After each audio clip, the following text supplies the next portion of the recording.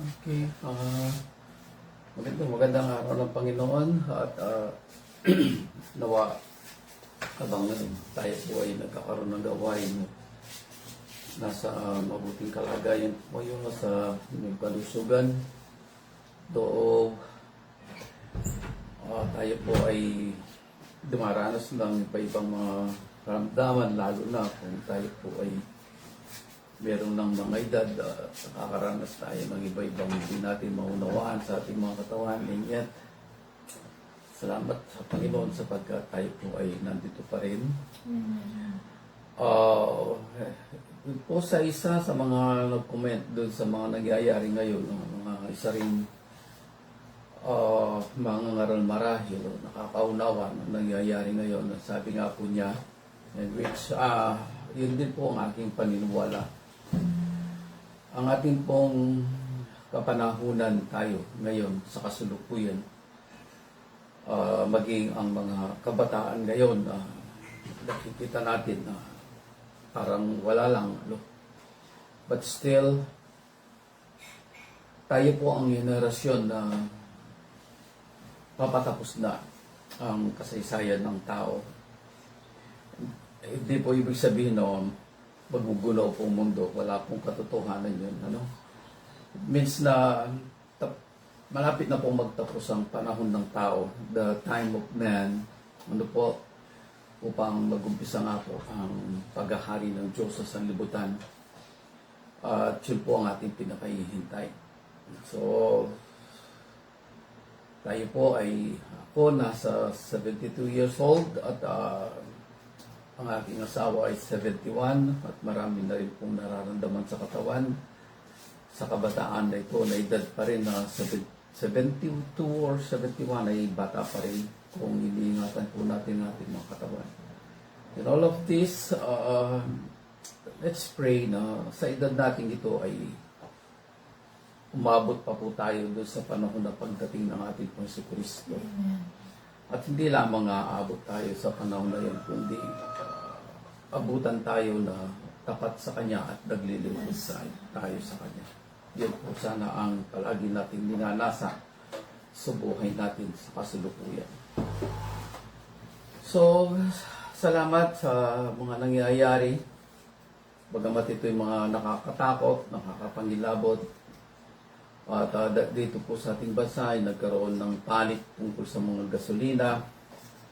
At ganyan nga po ay nagkikipag-ugnayan ng ating gobyerno sa bansang China, which is noon pa sana ginawa sa panahon pa po ng dating Pangulo Digong Duterte.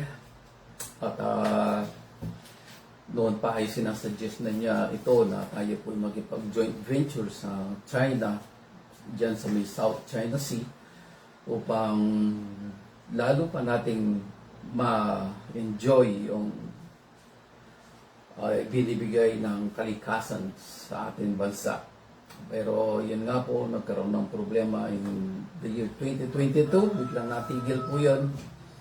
At ngayon ay gusto nilang isulong na sana noon pa, para tayo ay naka-ready sa panahon na ito ng oil crisis. So, ganun pa man, sabi nga po, hindi pa naman huli. Hindi po kasi pwedeng maging ano po yun. Meron po akong nabasa, ito hindi na po natin masyadong yung problema sa mga ganyan na oil gera, what. Pero po akong nabasa na in which noon pa ay sinasabi na nga po, yung pong revival na mangyayari, lalo na po dito sa Asia, ito po ay magpapasimula dito sa Pilipinas. At ito po ay pangungunahan po ng mga pastor, mga evangelista, mga ngaral, mga Kristiyanong Pilipino. Yun po ang kanyang sinasabi. The Philippines is the source of revival ditong mga panahon na ito. Kasi po, para alam po ninyo ang kasaysayan ng Ebanghelyo, makikita po ninyo natin na ma-amaze po kayo sa plano ng Panginoon kung paano ito umikot. Ito po ay nagpasimula sa Jerusalem, Israel, at pagkatapos po nung sila po ay ikalat na sa buong mundo. So, some of them ay nakarating po yung mga Kristiyano sa Ethiopia, nakarating po ng Africa, mga part ng Africa, nakarating po mostly sa Europe. At yung po mga tao sa Europe ay nag-migrate papunta po ng Amerika na sinasabi. At ang isang estado ay nagpasimula doon, ang Estados Unidos. After that, ang Estados Unidos ay nakarating dito sa Pilipinas. At ang isa sa mga siguro masasabi natin na nagawa nila sa ating bansa ay ang pagbubukas po ng Ebanghelyo ng Biblia sa mga Pilipino at ang pagkakatuto natin ng universal language na tinatawag na English ngayon. So you could communicate with other people kung sila pinakakaunawa ng English. So nakikita po ninyo from Jerusalem to Africa and some part of Middle East, o Near East na sinasabi, tapos po nakarating po ng Europe ang Ebanghelyo. Then from Europe, nag-migrate po ang maraming mga bansa, mga nationals doon, especially mga British, mga French, dyan po sa may United States, and some part din po ng Canada. Tapos po from United States, nakarating po ng Asia dito sa Pilipinas. Ngayon, tayo na po ang nasa dulo nitong pinuntahan ng Ebanghelyong ito. So, ang ibig sabihin, pabalik na po. Pabalik na po ang Ebanghelyo kung saan ito nagpasimula. So, iikot po yan. At ang kasaysayan po ngayon sa kasalukuyan ay isang patunay na tayo po ay nasa huling panahon na talaga. So let's all pray. Salamat po, Ama, sa iyong kabutihan. Salamat po sa iyong pag-ibig. Salamat po, Panginoon, sa kaliwanagan na ibinibigay mo sa amin. Upang maunawaan namin ang lahat ng iyong plano na ginagawa. There are so many people, O God, who are ignoring, O God, the message of the gospel. And yet, ikaw na rin po, Panginoong Heso Kristo, ang gumagawa ng paraan upang ang mga tao ay makakilala sa iyo at kumilala sa iyo bilang Panginoon at tunay na Kristo na itinalaga ng Panginoong Diyos Ama. Kaya sa mga oras na ito, Amang Diyos, wala po kaming ibang dinadalangin kundi patuloy mong ibigay sa amin ang mga katotohanan na ito upang ito ay may bahagi namin sa ibang tao, lalo na po sa mga huling panahon na ito. Tulungan mo kaming maunawaan ang lahat ng mga nasusulat, ang lahat ng mga kapahayagan ng mga propeta, ng mga apostol, ng mga disipulo, ng iba pang mga apostol. Kaya tulungan mo po kami na ito'y maunawaan. Hayaan mo po ang Banal na Espiritu sa ngayon ay malaya, kumilos sa aming mga kalagitnaan at magturo sa amin sa lahat ng katotohanan na ito. Nawa ito ay aming magamit habang kami po ay naghihintay sa pagdating ng aming Kristo. Tulungan mo po kami na ang lahat ng aming pinag-aaralan sa bawat linggo at sa bawat araw na aming pagbabasa ng Biblia, ito'y aming maunawaan at ito'y aming isa puso at ito'y aming isa buhay. Salamat po, Ama, sa iyong kabutihan. Pagpalain mo po ang iyong mga salita, your word, O God, as the beginning of all things.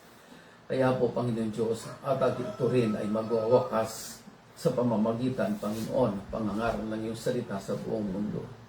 Salamat po, Ama, sa iyong kabutihan. Pagpalain mo po ang bawat nakikinig, mga individual man sila, mga pamilya man sila, sa mga grupo man sila, o sambahayan. Tulungan mo po na ito ay aming maunawaan at malayang kumilos sa bawat puso. Sa tulong po ng iyong Banal na Espiritu. Salamat po, Ama. Salamat po sa lahat ng iyong gagawin. Dinadalangin na namin, Panginoon, ng mga tao na manunood at makikinig pa sa mensaheng ito the following days upang lalo nilang maunawaan why all these things is happening today na aming nakikita sa aming kapanahunan. Salamat po, Ama, sa iyong kabutihan. Salamat po sa iyong kapahayagan sa araw na ito. At muli sa iyo po namin binibigay lahat ng karangalan, kapurihan, kasalamatan sa pangalan po ng aming Pagkristo. Amen. Okay. Excuse lang po.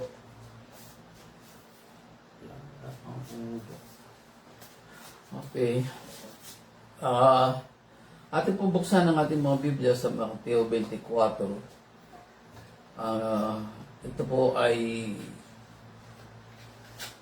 mahaba-haba po na ating babasahin at halos babasahin po natin ang buong kabanata po ng 24 upang maunawaan po natin ang mga nangyayari ngayon. Ano po? Ang mga nangyayari ngayon. Dito po ay nakasulat dito sa Mateo 24, 32-33. Ang sabi po,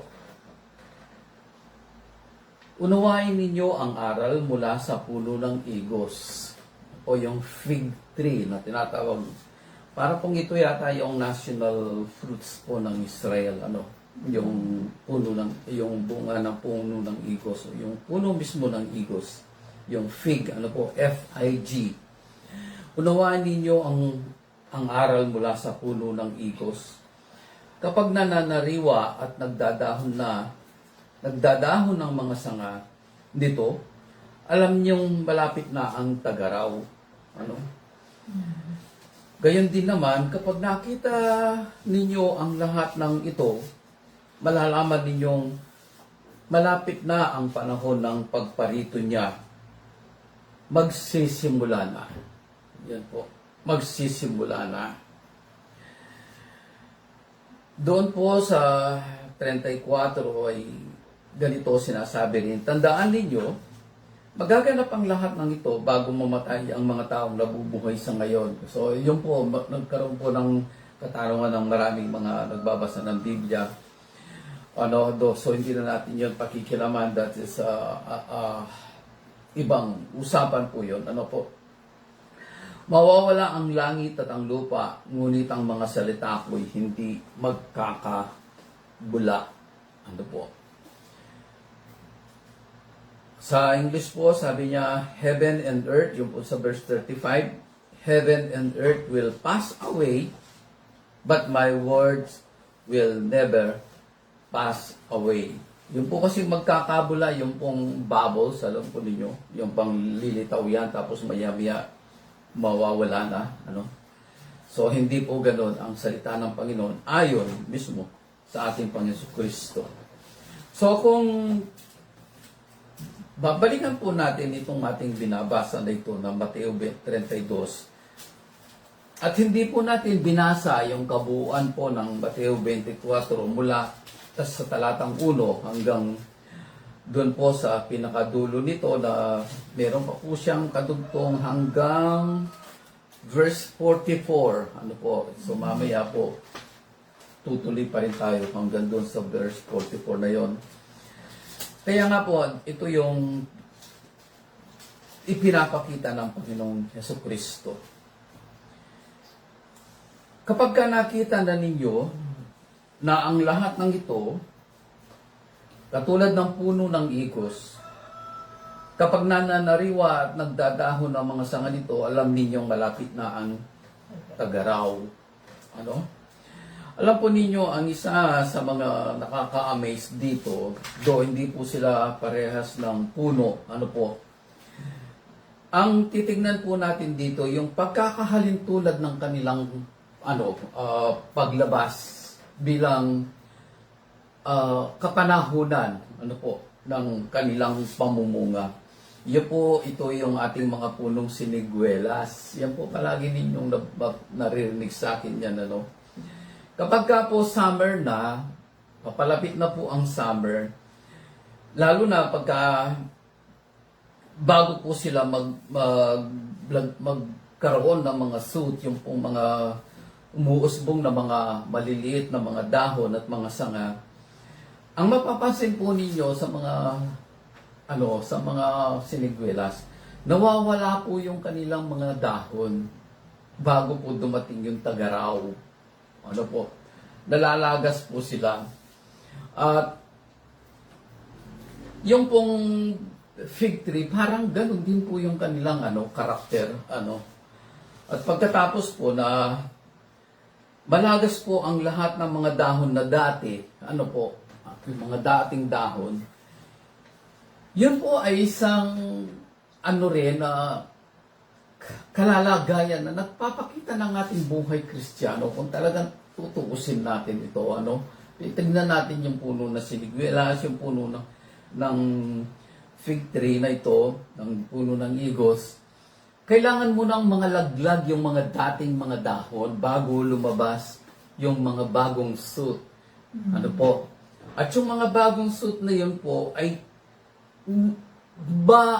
sabay o nauuna ba na lumalabas yung mga maliliit na mga dahon at mga maliliit na bulaklak. So, kung titignan po natin ito, ngayon po, pumapasok na lang po bigla sa akin itong na ito, parang symbolical siya. Unless na yung mga dating buhay natin ay mga wala sa atin, yung mga ating mga dating ugali, karakter, mga pinagnanasahan sa buhay, unless ang lahat ng mga yan ay mga tanggal muna, hindi po tutubo yung mga bagong buhay na sinasabi. Yun nga po, meron din ako nabasa na isang kasaysayan, na totoong kasaysayan, na problema po ang isang Amerikano doon po. I think it's in America or whatever, hindi ko alam kung siya po yung Amerikano, but alam ko yung kwento niya na even in Europe or even in Canada ay meron po mga maple tree, di ba? Papasin po ninyo doon, kapag malapit na yun po yung summer na, mapapansin po ninyo, lalo na po sa autumn, malalaglag na po yung mga dahon. Pero meron pong isang puno doon na talagang inis na inis po yung may-ari ng lugar na, kumbaga yung maple tree, ba't hindi siya tumitigil ng kakakalat ng mga dahon niya sa araw-araw, nagsawa na raw po siya ng kakawalis. So, nagsuggest po yung kanyang kaibigan. Alam mo kaibigan kung paano madaling mawala yung mga dahon na yan na nakakapit pa doon sa mga sanga. Sabi niya, hukayin mo ng medyo malalim yung sa gilid niya, at least 1 foot or 2 feet na lalim, buhos sa paligid, tapos araw-araw buhusan mo ng tubig. Sabi niya, bakit? Kasi yung tubig na yan, sisipsipin ng mga ugat. At pagkatapos yan ay aakit sa puno at i-distribute niya sa mga sanga upang ang lahat ng mga dahon na yan ay itulak ng tubig na yan, ng mga dagta na yan, upang itulak yung mga dahon ng mga laglag na ng mabilis. Mga laglag na sila ng mabilis. So ginawa po niya yon in his amazement, talaga pong totoo. Nangalaglag yung mga dahon ng mga ayaw malaglag. In the same way, the life of Christ will never grow in us unless nabitawan natin yung mga lumang karakter natin. So makikita po ninyo yung symbolical nitong puno ng higos. Pero iba po yung ating pinag-uusapan na ito. Unawaan ninyo ang aral mula sa puno ng higos. Kapag nananariwa at nagdadahon ng mga sanga nito, alam ninyong malapit na ang tagaraw. This summer, so makikita natin yan ngayon, ilang araw lang yan, mauuso na po yung mga siniguelas. Marami po tayo siniguelas ngayon. Ganyan din na kapag nakita ninyo ang lahat ng ito, malalaman ninyong malapit na ang panahon ng pagparito niya. Magsisimula na. So, magsisimula na, ang ibig sabihin yan, papalapit na po ang pagbabalik ng ating Panginoon Kristo. Papalapit na po. Alam po ninyo, ang ating Panginoong Diyos mismo ay hindi po nagkukulang ng babala sa atin. Hindi siya nagkukulang ng babala, hindi siya nagkukulang ng mga paalala sa atin na how we should prepare at when to prepare. Ano po? Lalo na sa panahon ngayon. Meron po akong babasahin na lalampasan natin in which tinignan ko po talaga ito sa internet. Ang eksaktong meaning talaga nito, ano po? Kailangan po kasi tignan po ninyo sa internet o ibang mga, ang tawag po, mga concordance, yung pong mga pinag-aralan ng mga naunang mga Kristiyano sa atin, ano? Tulad po ng concordance po ni Matthew Henry, ganon. So marami po kayong matututuhan kung meron po kayong concordance ni Matthew Henry. Ano po? Ngayon, ito po nga aking babasahin na nagkaroon po ng isang katanungan sa marami. Ano po? Hindi po talaga natin lubusang maunawaan kung ano ito unless na tayo po yung mag-research at malaman natin ang eksaktong kahulugan nito. Ito po ay isang babala ng ating Panginoon Kristo ng kanyang pagbabalik. Ano po? Ng kanyang pagbabalik. Tignan po natin sa Mateo 24:28. Tignan po ninyo. Ano po yung sinasabi doon? Mauna ko na po babasahin ito bago po natin basahin yung from verse 3. Ano po? Para lang po maunawaan natin mamaya pag pumunta na tayo sa verse 3 po ng chapter 24 ay maunawaan natin itong sinasabi ng ating Panginoon Kristo. Even yung pangunawa na dapat nating tignan sa puno ng igos. Tignan po natin, ano? Ang sabi po dito sa 28, kung saan naroon ng bangkay, doon nagkakatipon o magkakatipon ng mga buitre. Doon po sa English ay vulture. So, mas babanggitin ko na po yung salitang vulture kaysa doon sa buitre. Ano, baka hindi po natin masyadong alam kung ano po yung mga buitre na yan, yung vulture. Sila po ay mga mga predators at mga hayop o mga ibon na kumakain po ng patay na hayop o maging patay na tao sa disyerto. Ano po? So kung makikita natin ito, why? Bakit ito nakapasok dito sa sinabi ng ating Kristo? At marami po talaga, ako kahit noon, hindi ko po talaga naunawaan mabuti ito noon pa. Ano po? Pero sa ngayon, ipinapaalala niya sa atin na mayroong malaking kahulugan ang verse na ito. Ano po? Sa panahon natin. Sa panahon natin.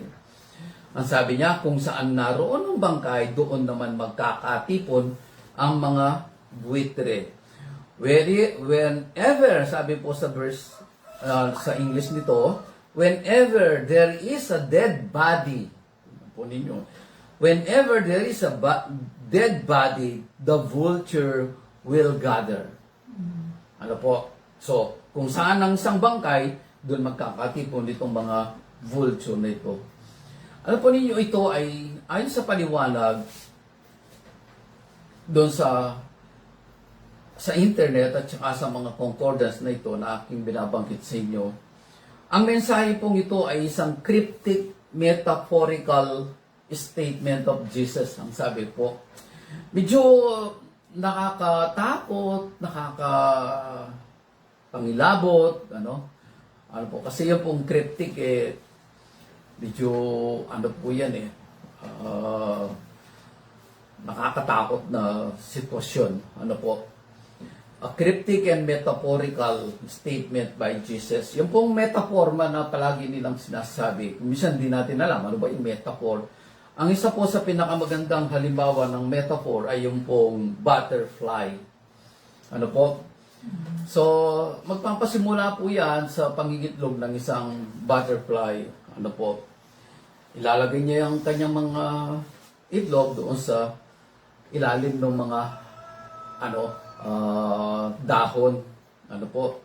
Kung ito ay isang monarchy butterfly, ang kanila pong pinangingitlugan madalas ay ang mga mulberry leaves. Ano po? So sila po ay mangingitlog doon, tapos po after how many days or month, ito po ay mapipisa at lalabas po ang isang, ano po yan? Ang tawag natin yun, yung parang uod, yung caterpillar. Ayun.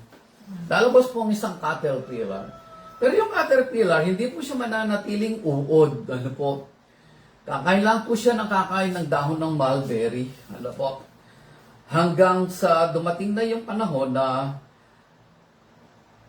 yung kanyang mismong sarili ay babalutin niya ng kanyang mga web. Ano? At yun po ang magiging cocoon na kanyang magiging tahanan pansamantala habang nagfo-form po yung kanyang katawan upang maging isang monarchy o monarch butterfly. So after how many months po, siya mismo ay bubuksan na niya yung ano na yan, yung cocoon at lalabas na po ang isang butterfly.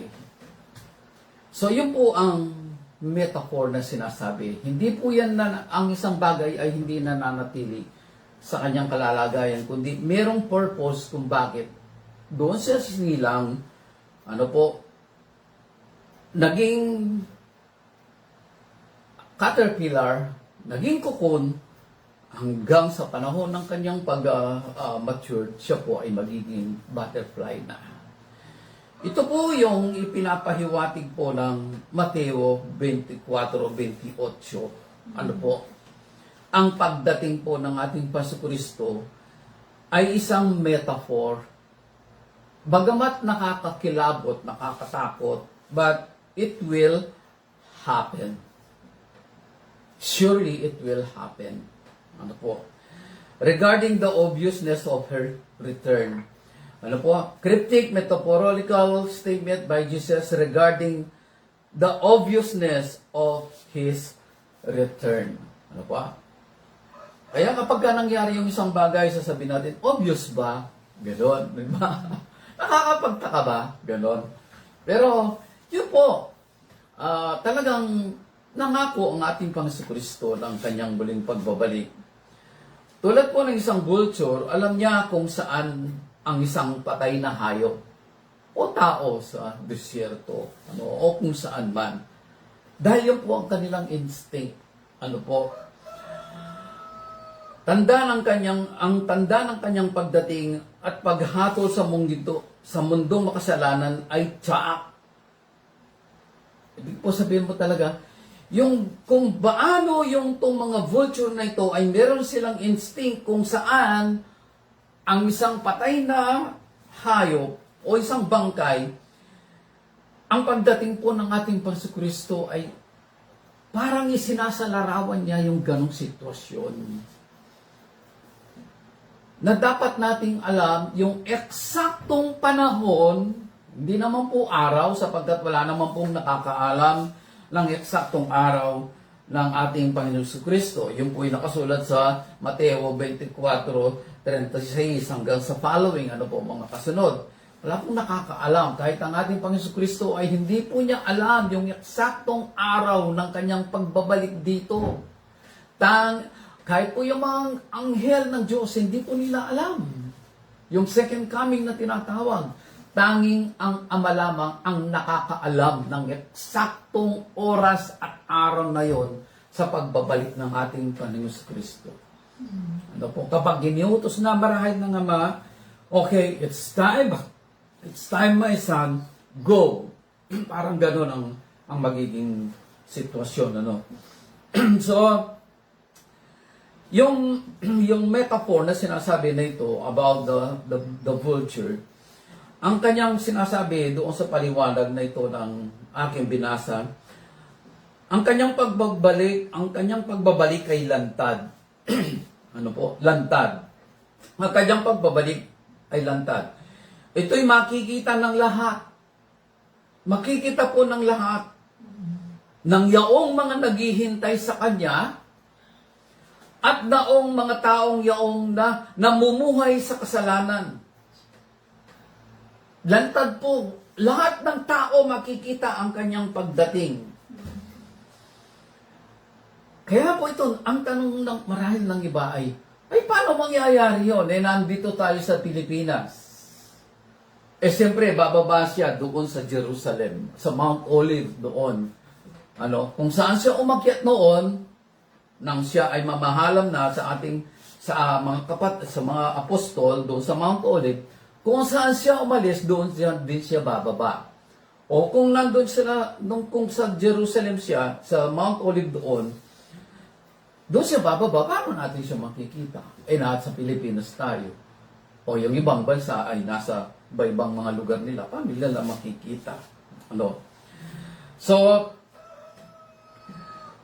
kung hindi po tayo nagiging aware sa mga gano'n, katanungan ay wala tayong may sasagot, pero tandaan po natin, ang ating kapanahonan ay nandun po tayo sa modernong teknolohiya.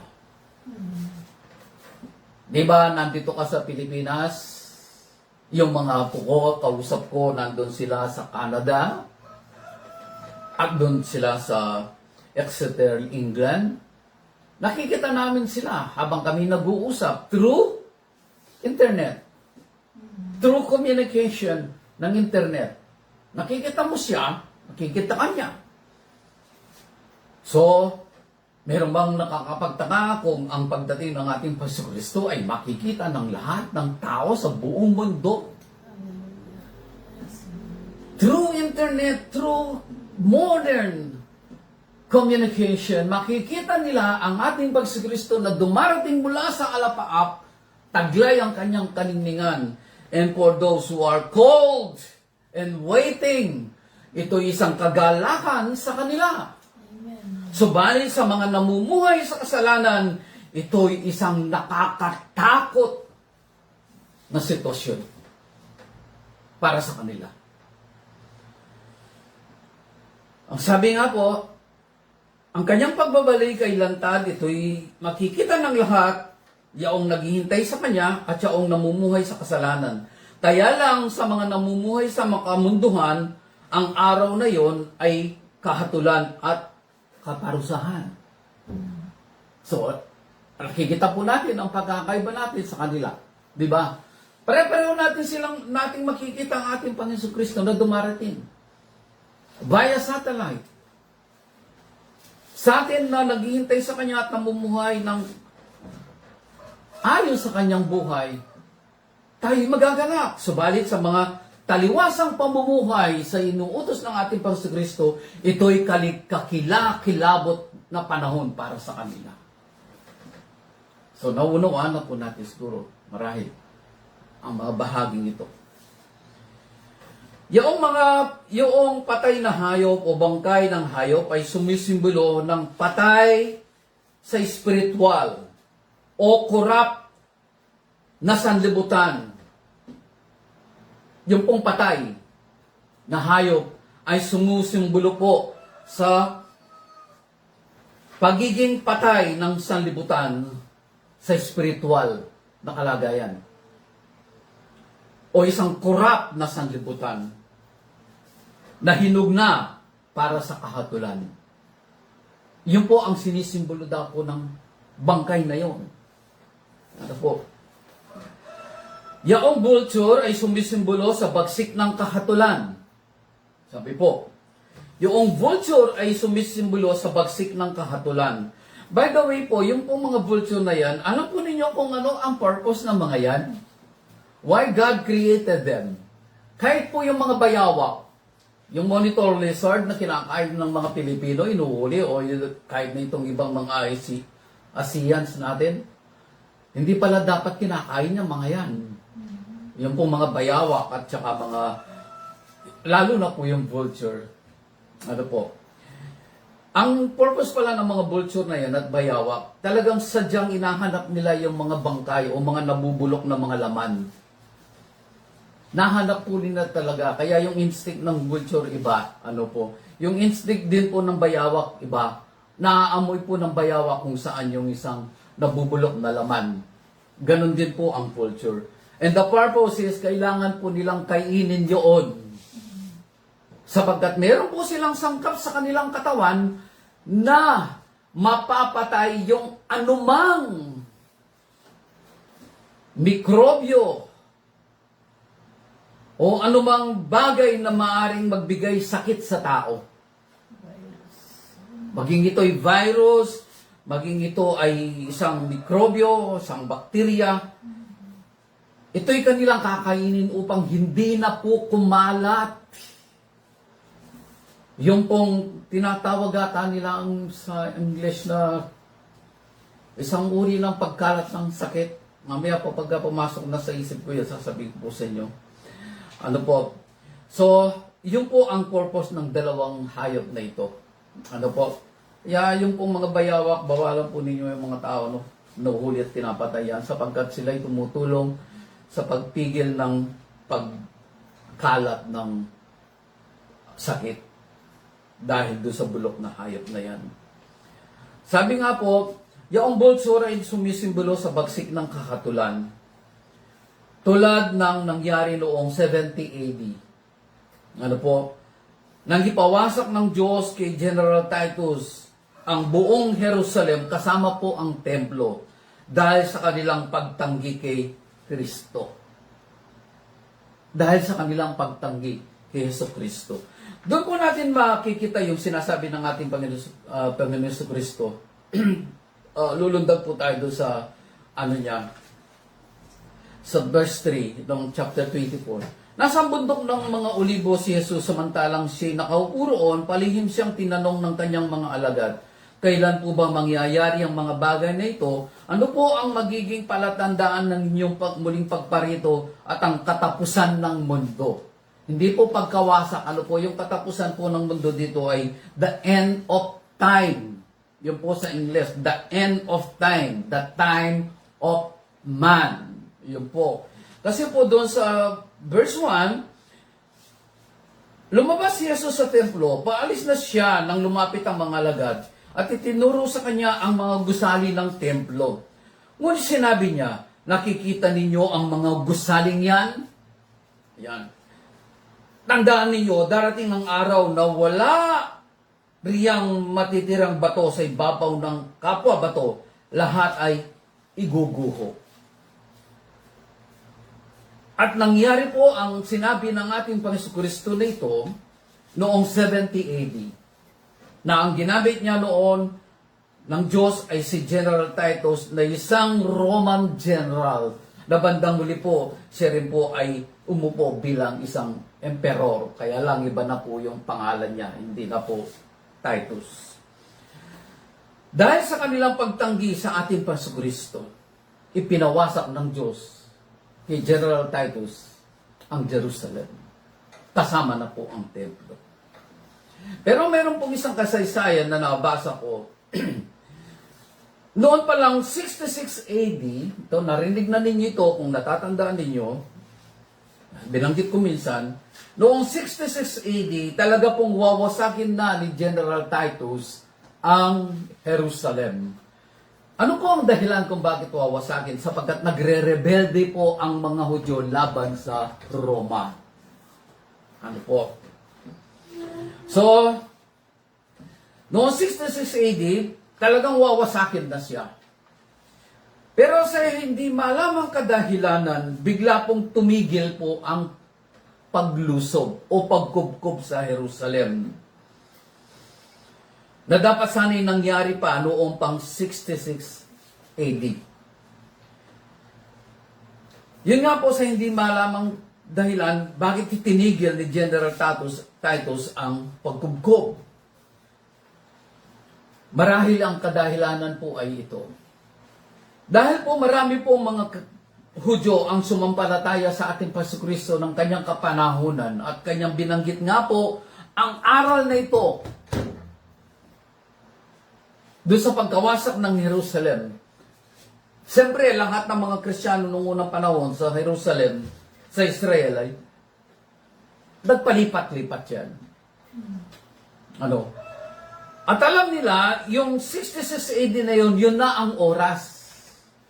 Siyempre, kahit na mga Kristiyano ka, medyo magkakaroon ka rin ng pagka, meron takot din naman. kahit paano. Pero nga po, biglang tumigil. At yun po ang naging kadahilanan upang ang lahat ng mga alagad ng ating Panginoon Kristo at kanyang mga hinirang sa panahon na yun doon sa Jerusalem ay magkaroon ng pagkakataon na umalis sa Jerusalem at tumakas. God gave them 4 years to escape Jerusalem, the destruction of Jerusalem. Ganun po ang Diyos. Ano po? So after that, 670 AD, doon na po talaga nangyari ang pagkawasak ng buong Jerusalem na binanggit ng ating Panginoon Kristo sa verse 1. Kaya nga po, tinanong siya ng kanyang mga alagad, kailan po mangyayari ang mga bagay na ito? Ano po ang magiging palantandaan ng inyong pagbarito at ang katapusan ng sanlibutan?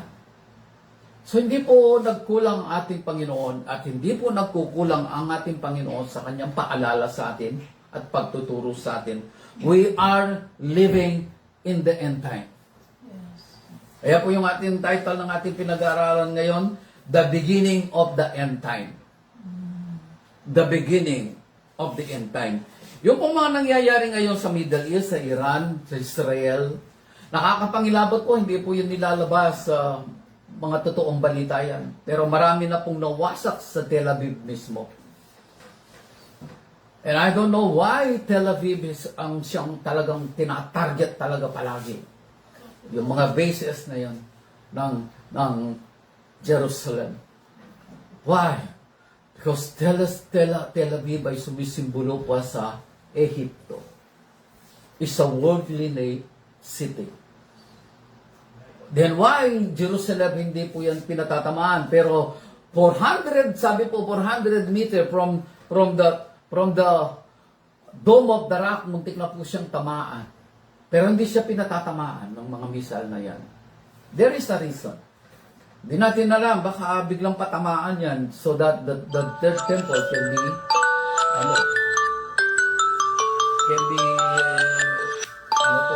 erected na. So, sandali lang po, merong istorbo. Okay? Okay, tayo po ay magpapasimula ulit. Ang nakakalungkot lang yan, hindi po natin pwedeng i-live o i-share sa iba itong message na ito dahil po naputol siya. Meron pong tumawag na hindi po alam na ang oras na ito ay kasalukuyan po, tayo po ay nasa live streaming. Kaya po tumawag sila. So, pinindot na nga po yung red ng phone pero ayaw pa rin silang tumigil, nakakatawag. So, tigil tayo. Okay. So, tuloy po tayo. Medyo, po kasi tayo ngayon, napapansin ninyo kapag ka po yung ating pinag-aralan ay maselan, at marami tayong matututuhan, palagi pong nag-i-interact po ang ating kalaban. Yun lang po ang aking napapansin. But let's keep on praying sa sitwasyon na ito. Okay. So, nagyari po ang pagkawasak ng Jerusalem. Kasama na po yung templo noong 70 AD. At noong 66 AD ay nagkaroon po ng pagkakataon ng mga Kristiyano sa panahon na yon na makatakas. But after 4 years, natuloy pa rin po yung pagkubkob sa bansang o sa lungsod ng Jerusalem. Okay. Sabi nga po, ayon po doon sa oral history, wala po kahit isang Kristiyano ang namatay nung panahon na yon ng pagkubkob dahil wala na po sila sa Jerusalem. Okay. At ayon po sa oral history, milyon po ang mga namatay na mga Hudyo sa panahon ng pagkubkob na ito ni General Titus. And some of them ay binihag upang maging slaves ng mga Romano. Kaya kung kayo po mapupunta sa Rome, hanapin po ninyo yung Art of Titus na sinasabi. The art of victory of General Titus. So mapakikita po ninyo doon sa parang meron na siyang mga bitak-bitak. Makikita po ninyo doon na dala-dala ng mga sundalo yung pong minora, ang tawag po doon, yung 7 candlestick na nandun po sa loob ng templo dati yun. Pero ginawa po nila ng parang replica at yun ay nilagay nila doon sa loob ng art ni General Titus na yun, na bilang pagkilala sa kanyang tagumpay na paglusob sa Jerusalem noong panahon na yun. Okay? So, meron pong mga katunayan, di ba? So, ang Mateo 24:28 ay umaangkop sa isang malawakan, madilim, at nagbabadya ng isang matinding paghihirap na mangyayari sa katapusan ng panahon. Na mangyayari sa katapusan ng panahon. The end of human dominion. Yun po ang ibig sabihin po ng katapusan ng panahon. The end of human dominion. At itatatag na ng ating Pasko Kristo sa kanyang pagdating ang tinatawag na theocracy. Theocracy. Ang ibig sabihin ng theocracy ay God dominion. Ayun, basahin po natin yung sa verse 33 kanina. Binasa na po natin kanina, di ba? Sa verse 4, ang sabi niya sa Mateo 24, ganito po sinasabi, sumagot si Jesus, mag-ingat kayo na huwag kayong mailigaw ni numan, sapagkat marami ang paririto sa aking pangalan at magsasabi ako ang Mesiyas. At marami silang may liligaw. So makaririnig kayo ng mga alingawngan ng mga labanan. Alingawngaw ng mga labanan at mga balita tungkol sa digmaan. Huwag kayong mabahala. Tignan po ninyong salita ng ating Panginoon Kristo mismo. Huwag kayong mabahala o mabahagabag. Dapat mangyari ang mga ito. Ngunit hindi pa ito ang wakas. So, sa mismong bibig ng ating Panginoon Kristo na inirecord ni San Mateo, ang sabi niya ng ating Panginoon Kristo, dapat mangyari ang mga ito, yung pong mga digmaan, mga labanan ng kaharian laban sa kaharian, sapagkat makikibaka ang bansa laban sa kapwa-bansa at ang kaharian laban sa kapwa-kaharian. Ngayon pa lang po talaga nangyayari ito ngayon. Kingdom against kingdom. Kingdom of Saudi Arabia, Kingdom of Iran, Kingdom of Israel. So makikita po natin yung mga bansa laban sa kapwa-bansa. This is Ukraine between Russia and some part ngayon. Dito po nagkakaroon din ng problema sa Southeast Asia between Cambodia and Thailand. Kailan pa lang nagkaroon ng gulo through the borders ng bawat bansa na ito. So ito'y ipinapahiwatag ng ating Panginoon. Ang sabi niya doon sa verse 7 na kadugtong niya, magkakagutom at lilindol sa iba't ibang dako. Ang lahat ng ito'y pasimula pa lamang ng mga paghihirap. Sipin po natin yan mismong salita ng ating Panginoon Kristo, yung mga nangyayari ngayon sa ating kapanahonan, ang sinasabi niya, dahil ito'y nasa panahon po natin nangyayari ngayon. Ito'y pasimula pa lamang ng mga paghihirap. Kaya di na natin makakalaman kung paano ayusin ng gobyerno ng ating bansa, kung kailan nandito na yung mga problema, doon sila darapa sa paghanap ng solusyon, kung saan kukuha tayo ng ng fuel, whatever. Ngayon, dati inaaway natin ng China, ngayon nakikipagkaibigan tayo dahil ang China ay marami siyang LPG. Doon daw po tayo sa China maangkat ng maraming LPG. Kaya nga po sabi ng ibang mga nagsasalitang mga Pilipino, kung ititigil ng bansang China ang pag-supply sa atin ng LPG, marami sa atin dito sa Pilipinas ang magluluto na lang sa pamamagitan ng kahoy. Ano po? Kaya Sabi nga po noon pa dapat nagpasimula yung ating pagkasundo sa ating karaaptig bansa na ito. Dahil di natin may kakaila na makapangyarihan sila at marami silang source. O ngayon, pumayag yung bansa natin na magipag-joint venture sa South China Sea. Maaring hindi pa ito late. God is experimenting all these things dahil ang bansa natin ay kailangan umangat upang may pangaral po ang salita ng Diyos sa buong Asia and if possible, buong mundo. Ano po? Dahil dito po daw magpapasimula ang Great Revival. Kaya lang po paano magpapasimula ang isang Great Revival sa ating bansa kung ang mga Pilipino ay nagmamatigas pa rin sa Ebanghelyo. Ano po? Kasi kung ganyan, baka mangyari sa atin yung na kamukha ng nangyari sa Jerusalem dahil sa hindi nila pagtanggap sa ating Panginoon Kristo, ipinawasak ng Diyos ang buong Jerusalem noong 70-80. At nagkaroon lang po uli ng Israel noong 1948. Isipin po ninyo, more than almost 2,000 years, more than 1,000 years bago na-establish uli ang Israel. Ganun po ang sitwasyon na mahirap talaga na tanggihan ang ating Panginoon Kristo, lalo na ang kanyang mga salita. So, makikita natin ito sa verse 9, sa mga panahong yon, kapuputan kayo ng lahat dahil sa akin, isasakdalo pang pahirapan at patayin.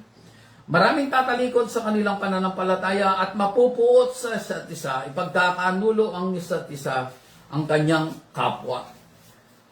Marami ang magpapanggap na propeta at ililigaw nila ang marami. Ang kasama ay lalaganap. Sipin po ninyo, ang kasama ay lalaganap, ano pat man lalamig ang pag-ibig ng marami, ngunit ang manatiling tapat hanggang wakas ang siyang maliligtas. Amen. Yaong manatili hanggang wakas. Itong wakas nitong panahon na ito, ng kakilakilabot ng mga pangyayari, sa dumarating pang mga panahon, nagpapasimula pa lamang po ito. Marami pa po tayong makikitang mga pangyayari. But, kailangan po tayong magpakatatag at lalong sumampalataya sa ating Panginoon Kristo. Ano po? Sapagkat tapat naman po ang nangako sa atin. Sabi niya, di ba? Isaiah 41:13, nandun din po yan sa Hebrew. Hindi ko kayo iiwan, ipababayaan man. Ako ang inyong Diyos, ang sabi nga ng Diyos Ama. At pagkatapos noon, ipangangaral sa buong sanlibutan ang mabuting balita tungkol sa paghahari ng Diyos upang ito'y makilala ng lahat sa kadarating ang wakas. Hindi pa po nangyayari ang preaching of the gospel around the world. Marami pa po ang hindi nakakaalam, nakakarinig yan. In Israel, in Iran, magtataka po kayo, ako rin po ay na-amaze mismo ang ating Panginoon Kristo through His Spirit, nakikipag-usap sa mga ibang mga Iranians. Marami na po ang nagte-testify. Ang sabi nga po, Iran Christianity is one of the most growing church in the whole world. Sa kabila ng kanilang nararanasan. Marami po ang napapatay dahil sa paghingi nila ng kalayaan. The freedom sa lahat. Freedom of religion, freedom of speech. Marami na po ang namamatay doon sa lugar na yun. But God still moving sa mga Iranians na ito. Pag-pray po natin ang mga Iranian Christians na ito. Iba pa po sila. Merong mga Armenians, merong mga Coptic, merong Orthodox, merong Catholics. Lahat po yan. Ipanalangin natin sila sapagkat sila sumasampalataya sa ating Panginoon Kristo. So, anong oras na ba, Lab? Nagkaroon po tayo ng interruption. 10:58. Okay. Doon sa verse 15, makikita ninyong nagaganap sa banal na lugar ang kalapastangan ng walang pangalawa na tinutukoy ni Propeta Daniel. Ito pa ulit-ulit lang po natin pinag-aaralan, di ba? Ano ba yung nagaganap na walang nakalapastangan ng pangalawa na sinasabi ni Propeta Daniel? So, tinignan po natin ito in the book of Daniel. Nandun po nakasulat, ipatitigil nitong tao na ito, hindi siya tinutukoy na Antikristo, basta yung tao na yon. Pero ngayon, ang tawag natin dito ay Antikristo. Ipatitigil niya ang paghahandog doon sa itatayo pong third temple sa Jerusalem. So wala pa pong naitatayong third temple sa Jerusalem ngayon. Pero ito po'y itatayo. Hindi po para sa ating Panginoon, kundi ito'y gagamitin ng Antikristo upang maghari pansamantala for 3.5 years sa panahon na yun. Hindi pa po tayo maaabot dito. Wala pa po tayo dyan. Marami pa pong mga panahon na mangyayari, mga pangyayari na ating tinitingnan. Hindi po tayo nagbabantay dahil takot tayo. No, tayo po ay nagbabantay upang maunawaan natin na ang mga panahon na ito ang siyang katuparan ng lahat ng sinabi ng ating Panginoon, lahat ng propesiya ng mga apostol, lahat ng propesiya ng mga propeta ng ating Panginoon Diyos. Ito'y tuloy-tuloy po sa ating kapanahunan.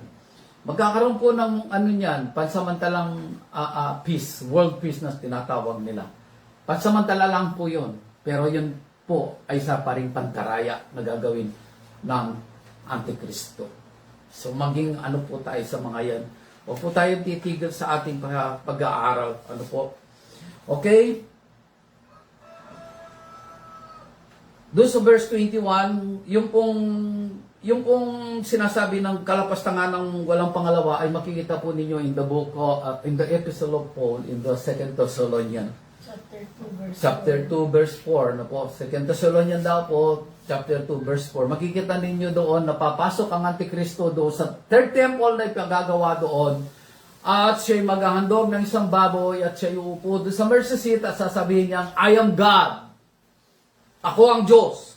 Yun doon po, magpapasimula na po yung tinatawag nilang malaking, malawakang persecution sa lahat ng sumasamba sa Diyos at naniniwala sa Diyos, maging ito yung mga reliyong sumasamba sa Diyos.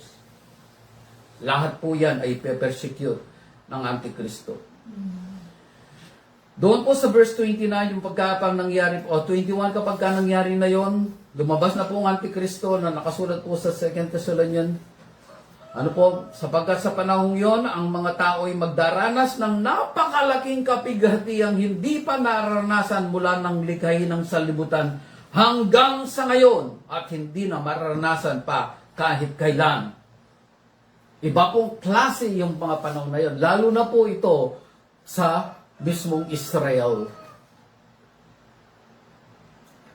They want to wipe out Israel from the map, but they cannot. And they will not, and they cannot. Sapagat ang Jerusalem ang siyang pinakasentro ng kaharian ng Diyos pagdating ng ating Panginoon Kristo dito sa lupa. So, alam na natin itong mga bagay nito, kaya hindi na tayo magugulat. Binabasa natin, ayan na, nasusulat. Ang sabi nga po ng ating Panginoon Kristo, mawawala ang langit at ang lupa, ngunit ang mga salita ko'y hindi magkakabula. Yung po sa Mateo 24:35. Lahat yan ay matutupad. At ang sabi po doon sa 22 nating binabasa nito na 24:22, at kung hindi pa iitliin ng panahong yon, yung pong persecution na tinatawag nilang the Great Tribulation na sinasabi, at kung hindi pa iitliin ng panahong yon, walang maliligtas. Walang maliligtas. Because people will abandon God because of their pain and suffering. But may pangako ang Panginoon. Paikliin niya ang panahon na yon. At kung hindi paikliin ang panahon na yon, walang maliligtas. Ngunit, tingnan po ninyo, ngunit alang-alang sa mga hinirang, paikliin ang panahong yon. God can shorten that time. Alang-alang sa kanyang mga hinirang. Dahil kung alam ng Diyos, if these things will continue, no one will be saved. Kaya mismo ang Diyos na ang gagawa ng paraan upang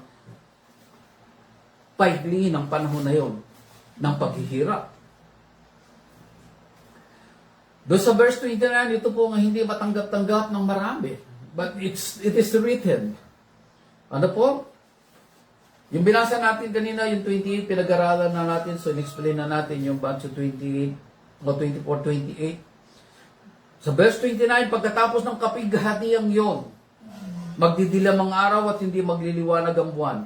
Malalaglag mula sa langit ang mga bituin at mayayanig ang mga pangyarihan sa kalawakan. Pagkatapos ay lilitaw sa langit ang tanda ng anak ng tao. Mananangis ang lahat ng mga bansa. Ang lahat ng mga bansa ay mananangis.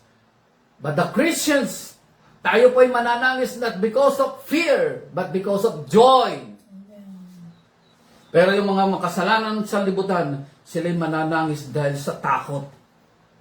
Ano po? Makikita nila ang anak ng tao na nasa lapaap. Dumarating na may dakilang kapangyarihan at malaking karangalan. Sa hudyat ng malakas na tunog ng trompeta, susuguin niya ang kanyang mga lagad sa apat na panig ng daigdig at titipunin na ang mga hinirang mula sa lahat ng tao. Dako. Ano po? So, andun na po dito sa ating main verse.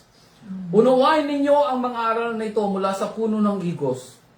Kapag nananariwa at nagdadahon na ang mga sanga nito, alam ninyong malapit na ang tag-araw. Gayon din naman, kapag nakita na ninyo ang lahat ng ito na nangyayari, yung binasa natin from verse 1 of Matthew hanggang dito sa 32, kapag nakita na ninyo, sabi niya, na ang lahat ng ito'y nangyayari, malalaman ninyong malapit na ang panahon ng pagparito niya. Magsisimula na. Verse 35, mawawala ang langit ang lupa, ngunit ang mga salita ko'y hindi magkakabula. Hindi magkakabula. Ngayon, bilang paalala sa ating mga magulang, tingnan po ninyo ang sinabi ng ating Kristo. Kung inyong babasahin yung verse 36, inahalin tulad po niya yung panahon ni Noah bago wasakin ng Diyos ang mundo sa pamamagitan ng dilubyo o ng tubig. Ang mga tao ay namumuhay sa kasalanan, naglalasing, nagtatayo, nag-aasawa, nagpapakalayaw sa sanlibutan. Hindi nila pinapansin si Noah hanggang sa dumating ang baha. Ano po? Sa verse 43, ito na po yan. Tandaan ninyo ito. Paalala po ito sa ating mga magulang, lalo na sa mga tatay. Tandaan ninyo ito. Kung alam lamang ng puno ng sambahayan, kung anong oras ng gabi darating ang magnanakaw, siya'y magbabantay at hindi niya hahayaang pasukin ang kanyang bahay. Hello, mga fathers. Tayo ang pinaka-protector ng ating sambahayan ngayon. We are the pastors of the house, of our own family. Kailangan nating binabantayan ang ating pamilya, ang ating mga anak. Upang hindi sila mapariwara, hindi sila malayo sa Panginoong Kristo. Sapagat pananagutan natin ng mga magulang ang ating mga anak. Kaya sabi ng ating Panginoon Kristo, tandaan ninyo kung alam lamang ng puno ng sambahayan, who is the puno ng sambahayan, the father and the mother, kung anong oras ng gabi darating ang magnanakaw, siya magbabantay at hindi niya pababayaan pasukin ng kanyang bahay. Hindi natin hahayaan ng diablo ay pasukin ang ating tahanan, ang ating bahay, ang ating sambahayan, ang ating pamilya. Kaya maging handa kayong lagi sapagkat darating ang anak ng tao sa oras na din ninyo inaasahan. But the signs ay binigay na ng ating Kristo.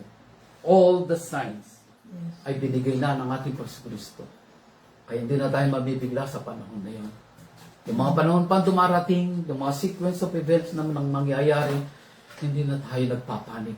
We know all these things, sabi ng ating Kristo, kailangang mangyari ang lahat ng ito. Ngunit hindi pa ito ang wakas, ang sabi niya. Hallelujah. Salamat po, Ama. Salamat sa iyong kabutihan bilang pagpapaalala mo sa amin.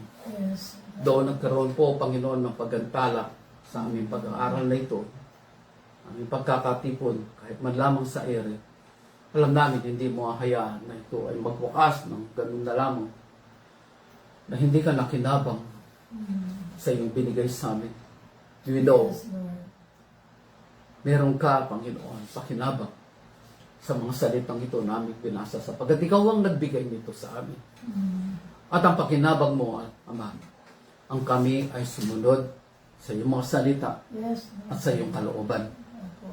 Na kami ay nadadagdag sa iyong anak na maghahari kasama ng aming Diyos Kristo sa panahon na yon ng kanyang paghahari. Kaya po salamat po Ama sa oras na ito, sa mga salitang ito namin na pag-aralan. And we pray, O God, sa lahat pa ng magkikinig nito at manonood pa, though they are, hindi namin alam kung paano ito pagdudugtungin, Panginoon, but still, ikaw po ang nakakalam ng lahat ng bagay na ito. Yes. Kaya po, Ama, pinagkakatiwala na po namin lahat sa iyo, mga taong nakinig at makikinig pa sa mga panahon pandarating. We know, God, your love and mercy, O God, endure it forever. Your love and mercy endure it forever. Yes. Until the coming of our Lord Jesus Christ. Yes, Lord. Salamat po, Ama. Muli, pinagkakatiwala po namin lahat sa iyo. Ang lahat-lahat na ito. In all of this, O God, let your love flow, let your love flow. Your Holy Spirit move, continue in our life. And the grace of Jesus, God, patuloy na gumawa sa amin. Salamat po, Ama. Sa lahat ng ito, sa iyo po namin binibigay ang lahat ng karangal at kapurihan. Sa tanging pangalan lamang po ng aming Kristo. Amen. And amen. Thank you and God bless you. Keep safe, everyone.